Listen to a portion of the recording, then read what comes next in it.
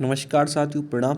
एक बार पुनः मैं अपने YouTube चैनल उपयुक्त ज्ञान एजुकेशनल चैनल पर आप सभी साथियों का हार्दिक स्वागत करता हूं। तो आज हम अटेस्टेशन फॉर्म, ठीक है, जो आपका साक्ष्यकरण फॉर्म है वह किस तरीके से भरा जाएगा।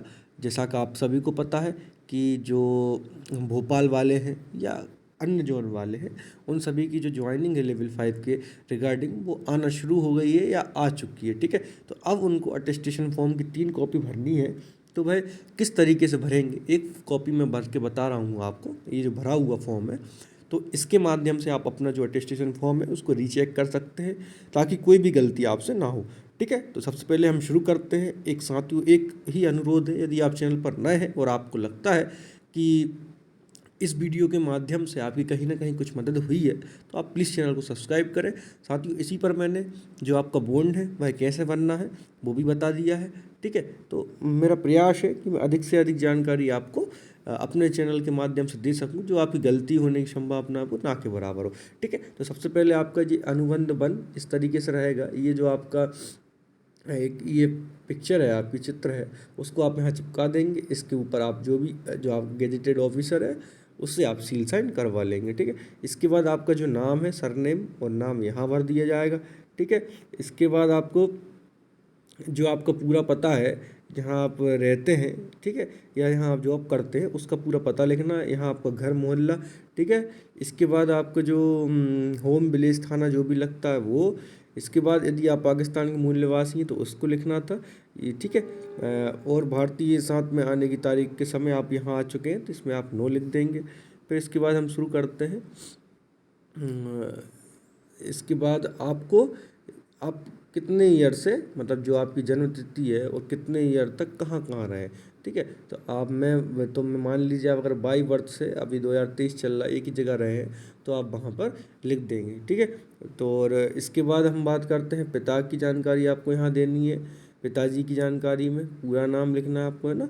वर्तमान पता, घर का स्थायी पता, व्यवसाय क्या है, यदि सेवा में हो पदनाम और कार्यालय का पता आप यहाँ लिख सकते हैं, ठीक है। जिस भी आपकी जॉब में आपके पिताजी हों उसकी जानकारी आप यहाँ पर लिख सकते हैं। तो आप एक एक पॉइंट आराम से समझ लेंगे। यहाँ पर आपकी राष्ट्रीयता आएगी पिताजी की, यहाँ माता जी की, यदि पत्नी है तो आपको उसकी जानकारी, उम्मीदवार की राष्ट्रीयता आएगी, ठीक है। इसके बाद आपकी जो पति या पत्नी है उसका जन्म स्थान आप यहाँ पर लिख सकते हैं। फिर इसके बाद हम नेक्स्ट टॉपिक पर पॉइंट पर चलते हैं। यहाँ आपकी जन्म तिथि लिखाई जाएगी, जन्म तिथि से जो आपकी वर्तमान आयु वो लिखाई जाएगी। मैट्रिक प्राप्त जो आपकी मैट्रिक उत्तीर्ण करने की आयु वो यहाँ पर लिखाई जाएगी, ठीक है। इसके बाद जन्म स्थान आपका, जिला राज्य किस में हुआ है आप यहाँ पर भर देंगे उसको, ठीक है। और इसमें कोई भी इशू नहीं है कि आप ब्लॉक लेटर में भरेंगे, ठीक है। आप अपनी जो यूजुअल राइटिंग है, कर्सिव राइटिंग है, उसका यूज़ कर सकते हैं। बस प्रयास करें कि जो भी आप लिखा हो क्लियर लिखें ताकि जो उसको पढ़ने में किसी प्रकार की समस्या ना हो, ठीक है। इसके बाद बात करते हैं रिलीजियन क्या है आपका, ठीक है। आप अनुसूचित जाति या जनजाति से बिलोंग करते हैं। इसके बाद आप अपने जो है 15 वर्ष की आयु से स्कूल और कॉलेजों में शिक्षा प्राप्त करने की अवधि और स्थान के बारे में लिखेंगे। हम मान के चलो, आप टोटल ये मान लीजिए कि आप जो 10th पास है, सबसे पहले आप ऊपर 10th पास कौन से सन में की थी, ठीक है। छोड़ने की तिथि क्या थी, आपकी उत्तीर्ण परीक्षा कौन सी थी, ठीक है। इस तरह 12th लिख देंगे। यहाँ आप BSc करी है, ग्रेजुएशन करी है, मास्टर डिग्री करी, उसको इस तरीके से सीरियल क्रम में लिख देंगे। 10th 12th, फिर आपकी जो डिग्री है, UG है, PG है, जो भी है आप उसको सीरियल क्रम में यहाँ पर व्यवस्थित कर देंगे, ठीक है। यदि आपको कभी नियमित हुआ है तो आपका विवरण दें, ये बहुत इंपॉर्टेंट पॉइंट है। तो आप जो ज्वाइनिंग की जानकारी है, मेरे पास मैसेज आते रहते हैं कि सर हम जो ज्वाइनिंग की जानकारी है भाई कैसे किस प्रकार से देंगे, या हमने ज्वाइनिंग की जानकारी दी है तो क्या वो अटेस्टेशन फॉर्म में मेंशन होगा। तो बिल्कुल दोस्तों, अटेस्टेशन फॉर्म में ये मेंशन होगा। यदि आप कभी भी नियमित रूप से आपने जॉब की है तो उसकी जानकारी आप यहाँ पर लिखेंगे। फ्रॉम टू कहाँ पर आप रहे, किसके ऑफिस में रहे, ठीक है।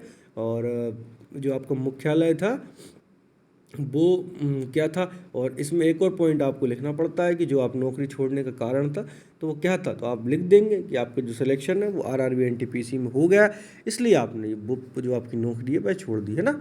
इसके बाद हम बात करते हैं, अगले पॉइंट पर चलते हैं। तो ये वही पिछली नौकरी में जो भी आपका हेडक्वार्टर था उसकी जानकारी लिखनी है, ठीक है। और इसके बाद आपका जो किसी प्रकार का जो भारतीय रेलवे संहिता है उसके विरुद्ध या कोई भी जो है उसके विरुद्ध आपके विरुद्ध जो है चार्जशीट या कोई भी कदाचार का आरोपित है तो बस में आप नो लिख देंगे। इसके बाद बात करते हैं हम, क्या आपको कभी पकड़ा गया, गिरफ्तार किया गया? तो बिल्कुल नहीं किया गया है ना। क्या साक्ष्यांकन फॉर्म भरते समय किसी न्यायालय में या कहीं भी आपका मुकदमा चल रहा है? तो नहीं चल रहा आपका, है ना। इसके बाद शैक्षणिक अधिकारी के पास रहे मुकदमों को पूरा विवरण दें। मतलब आप मान लीजिए कि आपके कॉलेज या स्कूल में मारपीट या कुछ भी हुई तो आप उसका विवरण दें। तो बिल्कुल नहीं, अपन ने कुछ नहीं किया है ना। फिर इसके बाद अपन बात कर आगे चलते हैं।